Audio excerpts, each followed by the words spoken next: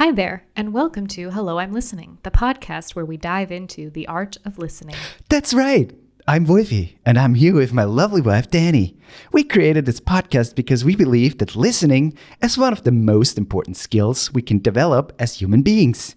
That's true, and we're not just talking about listening to others, but also listening to ourselves and to the world around us. Absolutely. We are going to explore topics like mindfulness, communication, empathy, and self-awareness, and how they all relate to the practice of listening. We'll be talking to experts in various fields, as well as sharing our own experiences and insights along the way. And we hope that by listening to our podcast, you will be inspired to become a better listener yourself and to create deeper connections with the people and world around you. So, if you're ready to explore the art of listening, join us on this journey. Hello, I'm Listening starts now.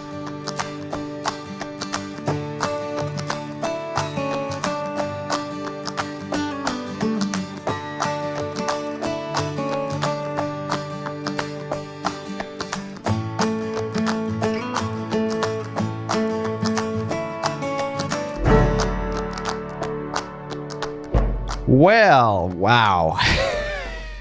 What? It's totally normal intro. I had to add actually at the middle of the thing. I had to try to keep a straight face because I was almost close to laughing. So if you couldn't tell, that's not usually how we start this podcast. So this intro was written by ChatGPT. It was indeed. And the prompt, wait, I'll read you the prompt just so you have an idea of the only thing we put in there. Yeah. I put in, write me an introduction to our podcast, Hello, I'm Listening. It should be a conversation between Dani and Woifi, who are husband and wife. Yeah. That's all. Yeah. So the description of the podcast is not really right because we're not really talking about the art of listening. But it was a pretty interesting thing. And the reason why we thought it would be cool to do that is because we're talking about AI. But Yes. just a little reminder, we are no experts. No. We are no It's like our personal opinions about AI. Right. And they're very much founded into me using AI as tools, like as they're available right now, and also just knowing the things that are on the news and you can read about on Twitter, on our various other sources. Exactly. So, yeah. So quickly to ChatGPT, probably at this point, almost everybody has heard about ChatGPT, and it's basically an AI language tool or language intelligence where you can just put in a text prompt and the AI gives you back an answer. Yep. And so you can basically talk to it. You can also ask it things. You can use it to program things. You can use it to write things. You can use it to learn things. I think there is for almost every aspect in your life or every aspect of your interest, you can use ChatGPT at some point a little bit. And the cool thing is that Microsoft integrated it into Bing Chat. Also Bing Chat is like ChatGPT, but they integrated it. And so you can now, I don't know if it's public yet, but you can use Bing to actually ask things that are then searched on the internet, and the chat gives you an answer way faster than you clicking through the search results on the Bing or Google page. Yeah. So yeah, that's a quick little overview. I don't necessarily know how ChatGPT works. Like in the back, I don't know how its intelligence came together. But I know it's self-learning, and I know it's constantly evolving. And I also know that the makers of ChatGPT are improving it, but also are very cautious about its use, since it's very powerful and can be misused. And so we thought we'd talk about that. Not just specifically, though, ChatGPT, but also but in just general, AI in general. Yeah. And, so because Woifi and I have been, I feel like lately, quite a bit, having little mini discussions about AI when we're going for a walk or, whatever, because something comes up. I mean, it happened once, right? No, it's happened a couple of times where we talked about it. Okay. And for me, I think that I'm not, I wouldn't say I'm scared of artificial intelligence, but I am cautious about it. And I feel like Optimistically cautious. I wouldn't even say optimistically. I feel like it could be used for some really, really amazing things, like in the healthcare field, and things for like you said, like programming, and I mean, just the silly little thing that we did. I mean, for writing scripts, for writing, coming up with new ideas for things if you're stuck in a rut or whatever. It's great. It is a great tool, but my main concern is that human beings are, sorry to say, assholes. Not everybody. Not everybody, but we have a tendency to use things that give us some sort of power in a negative way. A lot of people take advantage of things like that, and that's the thing that I would say scares me, because we're already seeing AI being used in dangerous ways, and it's still, in technology terms, new technology. And that's scary that it's so new and people are already using it, like weaponizing it, essentially. Yeah. And that's exactly my issue with it, why I feel like it should not be so easily available, where you can just like, hey, I'm just going to go to this website and I can have all of this at my fingertips. There are certain things we have to take apart. First of all, AI in terms of artificial intelligence. So a self thinking algorithm that is somehow capable of solving or providing answers to complex questions or problems. And there are various forms of artificial intelligence around these days, where you can have an app and it says that there's like an AI that works in the background to perform certain tasks. Mm-hmm. For example, to make something, like there are editing AIs nowadays where they can basically edit like a rough cut of something. Mm-hmm. There are AIs to make music. There are AIs to change voices. There are AIs to change the appearance of like a face, for example. And then there are AIs that are more powerful and capable of things like ChatGPT is, which is in itself still just a language model who provides answers in text-based form, and has obviously fail-safes in place where you can't just ask it anything and it will give you any answer, but it has like little programmable or like little safe bars. But the thing about which that, can be switched off basically, or you can walk around those. Exactly. So there's always ways around it. Yeah. And, I think it's still such a vulnerable, what is the word I'm looking for? System, I guess, where isn't there a pretty high possibility of things like that getting hacked pretty easily? Yes and no. Again, I don't really know how it works, but I know that ChatGPT on the website, where you can either pay or access it for free, is it's not online, so it has no access onto the internet, and it's basically in a sandbox, which means that it can't escape technically, and it can also feed on the internet. So it says it has information up to 2021, which in itself is not completely true, because if you ask it of the war in Ukraine, it is aware of the war, and it can tell you what's happening, not to this day, but up to a certain point. But technically, ChatGPT at some point might be capable of, like right now, it's not really an artificial intelligence, because you can still tell that it's not fully understanding everything, and sometimes it makes mistakes without thinking about it first. You have to remind it, hey, there's a mistake in it, and blah blah. So there are still certain things that keep it away from being really artificial intelligence, like from per definition, where you there's this test where you can't really tell anymore if it's human or not. Turing test. So we're almost there. So people predict that ChatGPT 5, which is the next version of it, might be there.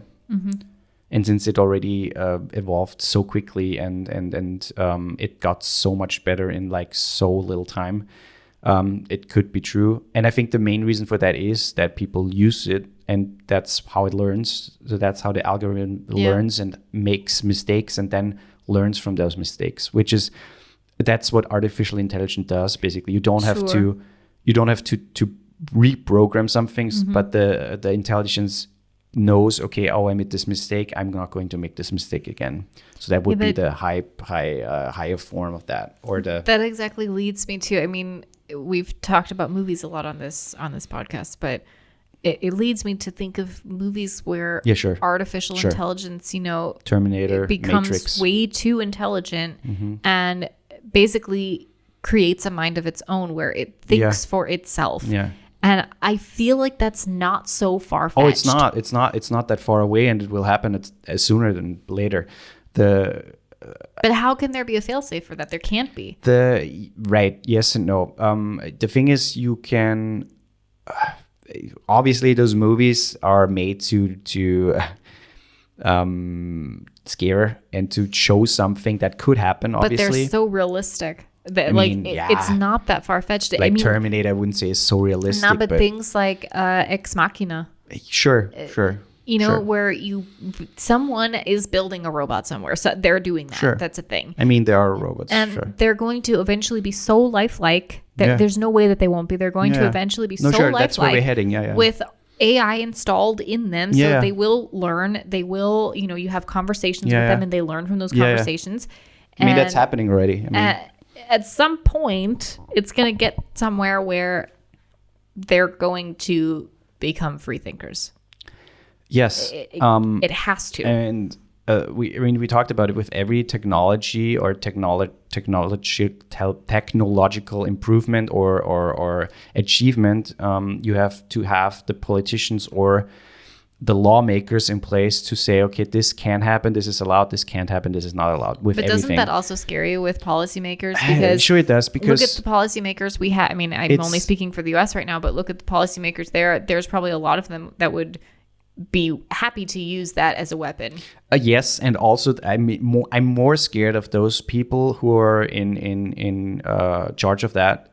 Are the people who have no clue what that does and what it means. Like if you watch the infamous hearings with Mark Zuckerberg and they talk about Facebook and all that shit, like all those boomers, I'm sorry to use that word, but they have no fucking clue of technology, and that's what concerns me more, because they have no clue what a thing like ChatGPT or a potential other AI could do.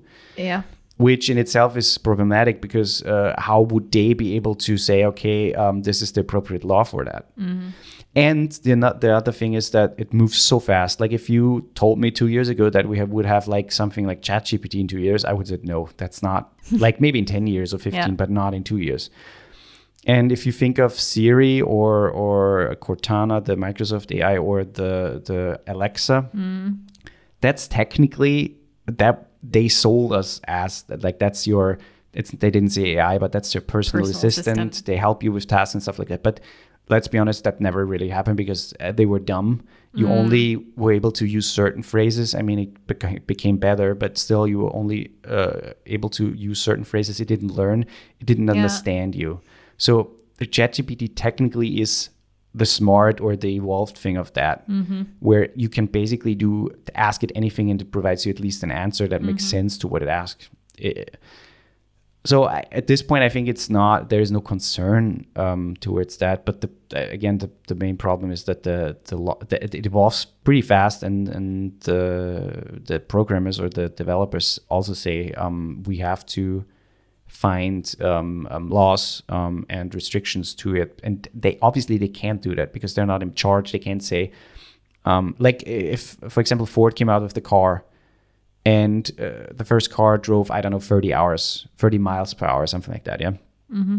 The lawmakers at some point had to say, okay, this car can only go that far in towns. This car can only go that far, get that fast on this street, blah, blah. Ford couldn't say that. Ford couldn't do that. And despite with the safety, what are the belts? Safety belts? Seat belts. It's the same thing. So at some point, the lawmakers have to make a decision, and they have to make it fast. That's the thing. They have to make it really fast and say, okay, look, up to this point we can go, and then we have to reevaluate those things and also talk about those things before releasing it or before using it in certain scenarios. The other issue I have with it is that I think a lot of people have with it is the very real potential that the economic impact it's going to have, because a lot of people are going to lose their jobs because it's going to be it easily takes over these quote simple jobs. Yeah. Not all of them, but some, A lot of them, I think. Yeah. And there's already enough people who can't find work and enough people who, you know, they need these jobs, they need these things. And they're like, no, we're just going to have AI do it because it's cost effective. And, you know, but then what happens? First of all, the economy is going to crash. And what happens to those people? I like that idea of people thinking that if you think of the Industrial Revolution, when like machines came into place, when all of a sudden in the big halls where they assembled things, the assembly lines and stuff like that, all of a sudden a lot of those things were automated and stuff, and all of a sudden people had no jobs anymore. But then new jobs got created, and I think that will happen. And at the same time, if AI really is that smart and evolving so fast that at some point maybe we can replace also more complex tasks with AI and robots, then the economy has to change anyways, because we are so many people and we can't employ everybody. So there has to be some sort of like an income that you get from the government. Either you work or not, and based on that you can at least survive, live, have an existence, and then you maybe look for something else, or maybe you change your jobs, or maybe again there are jobs that are not here yet but will be created because of that. And I think the thing is, I know that some people like their simple jobs, and for those people it sucks. That's just how it is. But at some point, that's just how it is with everything. And if you look back, 50 years ago, there were jobs that are not around anymore here. And that's just how it is. That's how it always is with technology.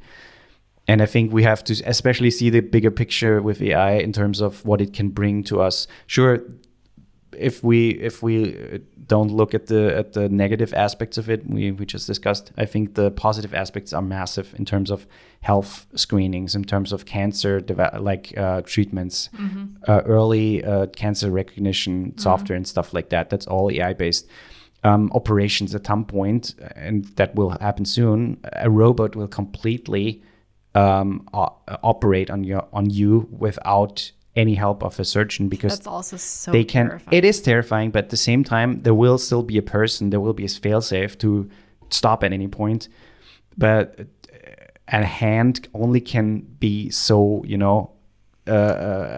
sure, we are humans, we can't perform everything, and at some point technology will be better at some things. There's already robotic surgery that's been a thing for years. It's already happening anyways. Like, so I think appendix removal is almost completely done. I mean, they're doing surgeries from like there's a surgeon in Japan, and he's doing a surgery over the internet in the US, for example. That's happening already. That's so crazy. So I think that aspect is something that we have to look forward to. And also I think AI will help us to solve some things that we can't solve because we just can't comprehend or calculate or even think that far yet. So I'm looking more towards the bright side. I'm not saying that AI solves everything. I'm still very much, in terms of climate change and stuff, very pessimistic and say that we're fucked anyways. So even if AI doesn't get us, then the climate change will, or at least some of us. But I think that in the grand scheme of things, that AI is a very good thing that obviously was bound to happen anyways. I mean, we're talking about AI for 30, 40, 50 years maybe, or even longer. Longer, I think. So it was bound to happen, and sure, it's kind of scary that it's happening so fast and right now, but at the same time, I can already see my workflow, for example, improving.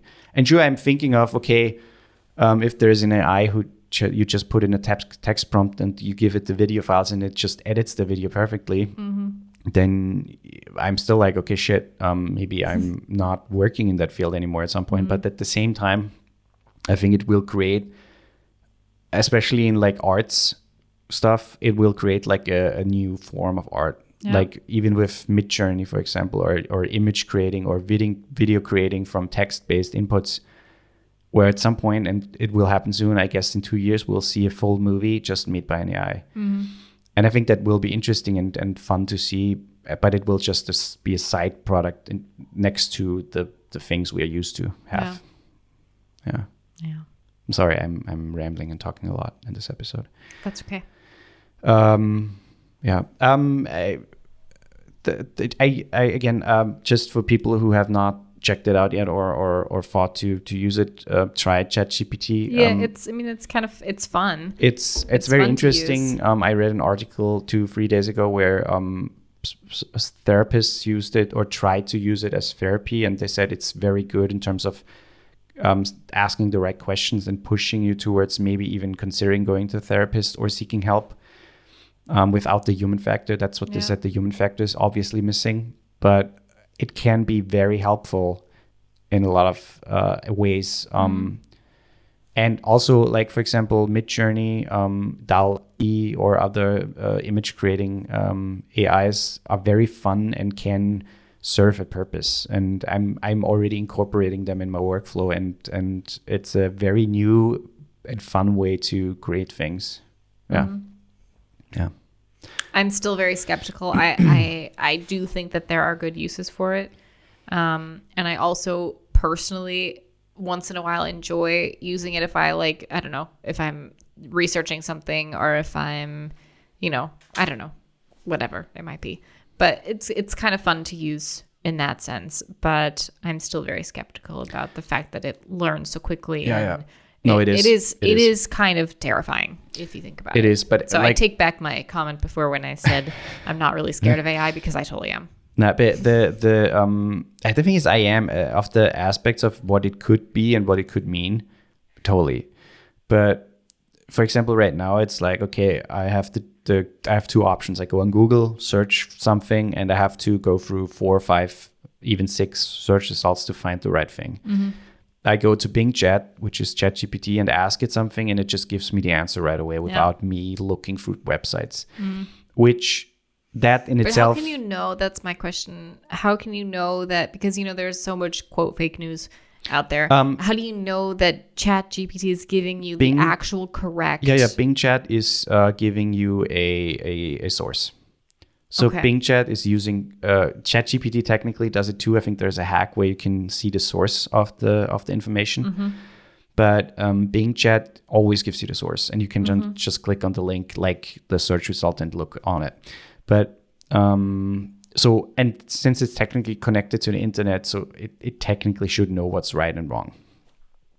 But that little example just shows that it can not only save you a lot of time, but help you improve your work or whatever. For example, I use it for programming, and it's so helpful to just get quick results without me having to look through websites and getting the right code or writing it myself completely. So it already helps a lot in that regard.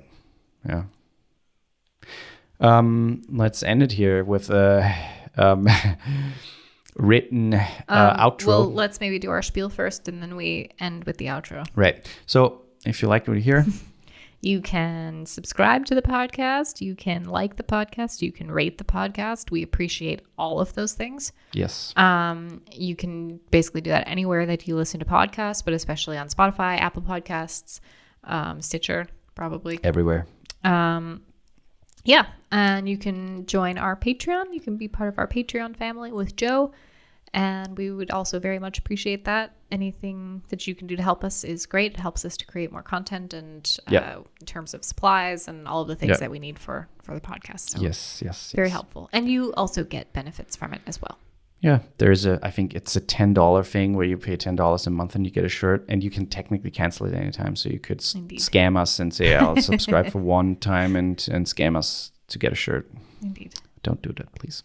And aren't we doing something where every shirt is unique? So every shirt is unique. So there are no 2 shirts alike. So no 2 people get the same shirt. Complete, unique, cool shirt from us with our branding.